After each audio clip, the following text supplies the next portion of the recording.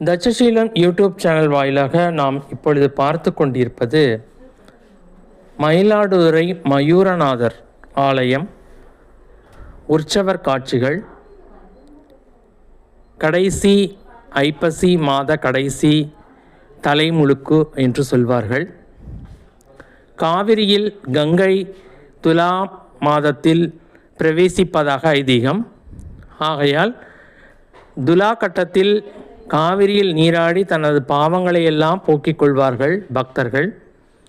இன்று கடைசி நாள். கார்த்திகை முதல் நாளும் முடவன் முழுக்கு என்று அழைக்கப்படுகிறது. அப்பொழுதும் இந்த கங்கை அங்கேயே இருப்பதாக ஐதீகம். அந்த நாளும் சென்று நாம் குளித்து தமது பாவங்களை எல்லாம் போக்கிக் கொள்ளலாம். அதி அற்புதமான மயூரநாதர் தரிசனத்தை கண்டு மகிழுங்கள்.